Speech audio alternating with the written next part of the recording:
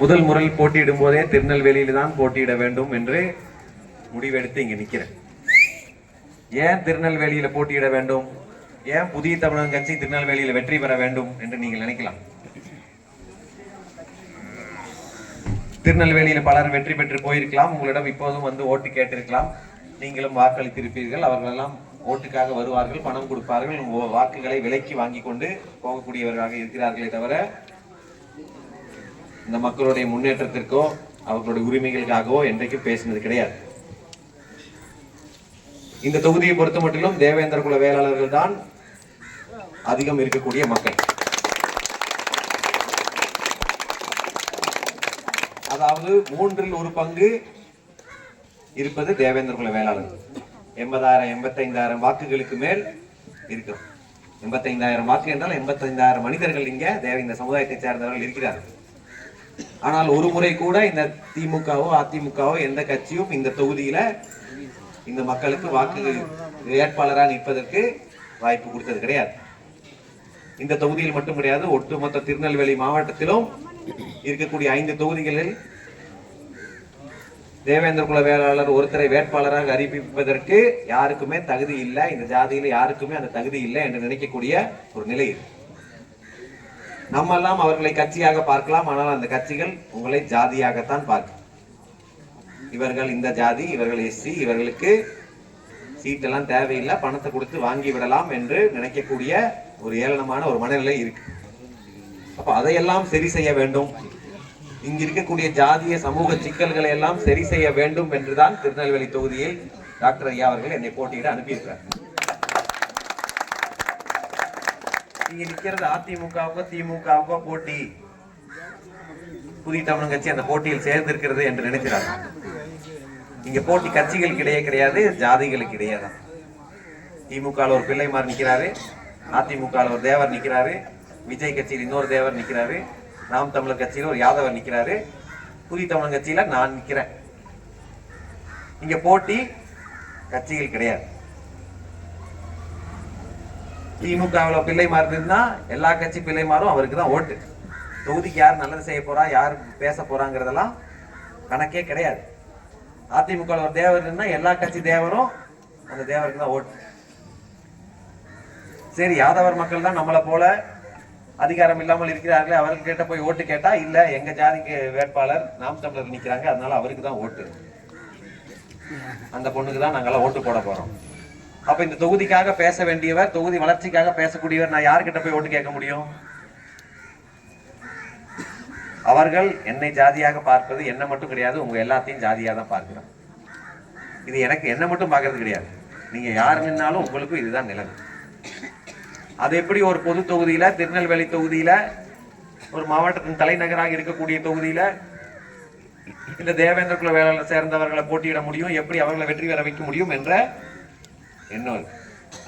இந்த தொகுதியில இந்த மக்கள் தான் மக்கள் தொகையில் அதிகம், ஆனால் எந்த மக்கள் அதிகம் புறக்கணிக்கப்பட்டிருக்கிறார்கள், அதிகம் பாதிப்புக்குள்ளாகிறார்கள் பார்த்தாலும் அது இந்த ஜாதி.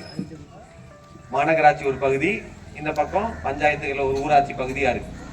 மாநகராட்சி பகுதியை பார்த்து விட்டால் அங்கும் பல தேவேந்திர குல வேளாளர்கள் வாழ்கிறார்கள். அவர்களும் கிராமங்களாக தான் அந்த மாநகராட்சிக்குள் இருக்கிறார்கள் தவிர அவர்கள் வாழ்வாதாரம் ஒன்றும் ஒரு மாநகராட்சியில் எப்படி இருக்கணும் அப்படி கிடையாது. மாநகராட்சி வளருது, ஆனால் அவர்கள் கிராமமா இருக்கிறார்கள், அவர்களை சுத்தி தான் டவுன் வளருதே தவிர அவங்க கிராமம் அதே மாதிரி தான் இருக்கு. அதே இங்க மானூர் பகுதிக்கு வந்தா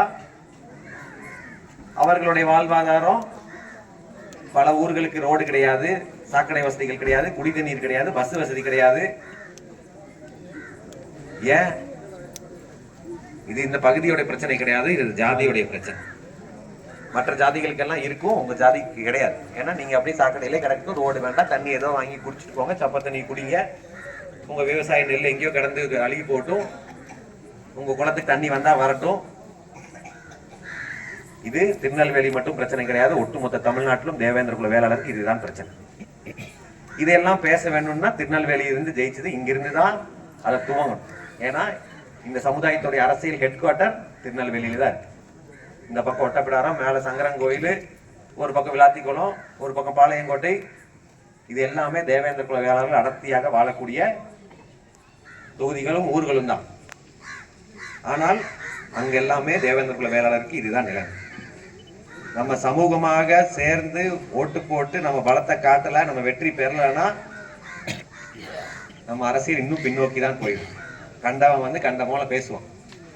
30,000 ஓட்டு தான் இருக்கு, இந்த மக்களுக்கு எந்த அதிகாரமும் தேவை கிடையாது, 2-3 சீட்டு கொடுக்குறோம், எங்கேயாவது நின்று வாய் பேசாம ஐயாசாமி போட்டுக்கொண்டு இருங்க என்ற நிலை பேசக்கூடிய ஒரு நிலை இங்கு தமிழ்நாட்டில் இருக்கு. அதையெல்லாம் முறியடிக்க வேண்டும் என்று சொன்னால் நீங்கள் தன்மானத்தோட வாக்களித்தால் மட்டும்தான் அது முடியும்.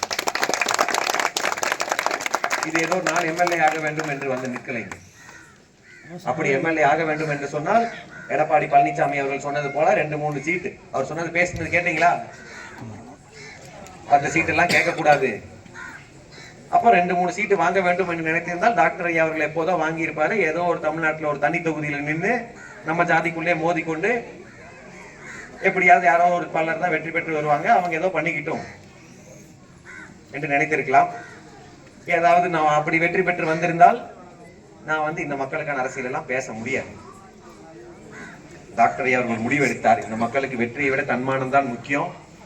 அவர்கள் அரசியல் அதிகாரத்திற்கு அவர் பார்வையில தான் கூட்டிட்டு போகணுமே தவிர வெறும் 1 சீட்டுக்கும் 2 சீட்டுக்கும் 3 சீட்டுக்கும் இவர்களை கொண்டு போய் வேற ஒரு கூட்டணியை சேர்த்து விட்டு வாக்களிக்க விட்டால் இந்த சமூகம் நிரந்தரமாக பின்னோக்கி போய்விடும், அரசியல் இல்லாமல் போய்விடும் என்ற முடிவெடுத்ததன் விளைவுதான் இன்றைக்கு புதிய தமிழகம் கட்சி 60க்கும் மேற்பட்ட தொகுதியில தன்மானத்தோட நிற்கும். அப்ப அந்த தன்மானத்தோட வாக்களிக்க வேண்டியது உங்களுடைய கடமை. இது உங்களுக்கான தேர்தல், இது உங்களுக்கான கட்சி. வெற்றி பெறுவது நான் கிடையாது, டாக்டர் ஐயா கிடையாது, புதிய தமிழகம் கட்சி கிடையாது. அது இந்த தொகுதியில் இருக்கக்கூடிய ஒவ்வொரு தேவேந்திர குல வேளாளருடைய வெற்றியா தான் இருக்கு. மற்றவர்கள் பார்க்கும்போது ஷாம் ஜெயிச்சிட்டாலும் ஒரு புதிய தமிழகம் கட்சி ஜெயிச்சதா இருக்காது. இங்க இருக்கிற தேவேந்திர குல வேளாளர்கள் உணர்வோடு வாக்களித்து வெற்றி பெற்றுட்டாங்கிறது அப்படிதான் இருக்கும். அவங்க வெற்றி பெற விடக்கூடாது என்பது நினைப்பது யாருன்னு உங்களுக்கும் தெரியும். அதுக்கு எல்லாமே பண்ணுவாங்க. பணத்தை கொண்டு வந்து கொடுப்பாங்க, ஆசை வார்த்தை பேசுவாங்க. நம்ம ஊருக்குள்ளே திமுக அதிமுகவுடைய ஏஜென்ட்டுகளை வைத்து நம்ம மக்களுடைய விலைக்கு வாங்க பார்ப்பாங்க. ஆனால் இந்த தேர்தலில் அதற்கெல்லாம் இடம் கொடுக்காதீர்கள். எல்லாத்தையும் தள்ளி வைங்க. கட்சி இதெல்லாம் ஒதுக்கி வைங்க. சமூகமாக ஒன்றிணையுங்கள். திமுகவிலும் அதிமுகவிலும் நம்ம பாசத்தோடு இருப்போம், நம்ம ஆட்கள் உணர்வோடு இருப்பாங்க. ஆனால் அந்த கட்சிகள் எல்லாம் நம்ம ஆட்களை ஜாதியாக தான் பார்க்கும். அவர்களுக்கு ஒரு பாதிப்பு என்றால் அந்த கட்சிகள் எல்லாம் வந்து நிற்காது. அந்த கட்சியில் இருக்கக்கூடிய தேவரும் பிள்ளைமார் நாடாருமே இவன் வளரக்கூடாதுன்னு நினைக்கிற நிலைமை தான் இருக்கு. புதிய தமிழகம் வாங்குற வாக்கும் புதிய தமிழகம் பெறுகிற வெற்றியும் தான் அவர்களுக்கும் மரியாதையை தேடி தருமே தவிர அவர்கள் பெற்றுக் கொடுக்கிற வாக்கெல்லாம் அவர்களுக்கு ஒரு மரியாதையும் தேடித்தராது. அதனால சிந்தித்து வாக்களியுங்கள். வாக்களிக்க வேண்டியது எனக்காக கிடையாது, உங்களுக்காக. உங்களுடைய சின்னம் என்னது? அதனால நீங்கள் தான் பிரச்சாரம் செய்யணும். இங்க மட்டும் கிடையாது, ஒட்டுமொத்த தமிழ்நாட்டில் எங்கெல்லாம் உங்க சொந்தக்காரங்க இருக்கிறாங்களோ எல்லாருக்கிட்டையும் சொல்லுங்க. புதிய தமிழ் கட்சி 60க்கும் மேற்பட்ட தொகுதியில் தென் தமிழகத்தில் போட்டியிடுது. எல்லா இடத்துலையும் புதிய தமிழ் கட்சிக்கு வாக்களித்து வெற்றி பெற வையுங்கள். அதுதான் நமக்கான எதிர்காலம் இருக்கும் என்று கூறி நீங்கள் தான் பிரச்சாரம் செய்யும்.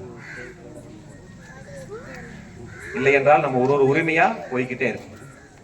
வெற்றி பெற்று வந்தால் இந்த தொகுதிக்கு அதை செய்கிறேன் இதை செய்கிறேன் என்று பேச வரல. இந்த சமூகம் 30 ஆண்டு காலமாக பல உரிமைகள் மறுக்கப்பட்டு நிற்குது. மாஞ்சோலை மக்கள் பிரச்சனையாக இருக்கட்டும், இடஒதுக்கீடு பிரச்சனையாக இருக்கட்டும், இருக்கன்குடி மாரியம்மன் கோவில்ல தேவேந்திர குல வேளாளர் கடைகள் எல்லாம் மூட வேண்டும் என்று நினைக்கிற பிரச்சனையா இருக்கட்டும், தென் தமிழகத்தில் நடக்கிற கொலைகளா இருக்கட்டும், மாணவ கொலைகளா இருக்கட்டும், எல்லாவற்றிற்கும் சமரசம் இல்லாமல் போராடிய டாக்டர் ஐயா அவருடைய கட்சியிலிருந்து வந்த உரிமையோட உங்ககிட்ட கேட்கிறேன், நீங்கள் வாக்களித்து வெற்றி பெற வையுங்கள். மீண்டும் உங்களை எல்லாம் சந்திக்கும் வரை நன்றி கூறி விடைபெறுகிறேன். நன்றி, வணக்கம்.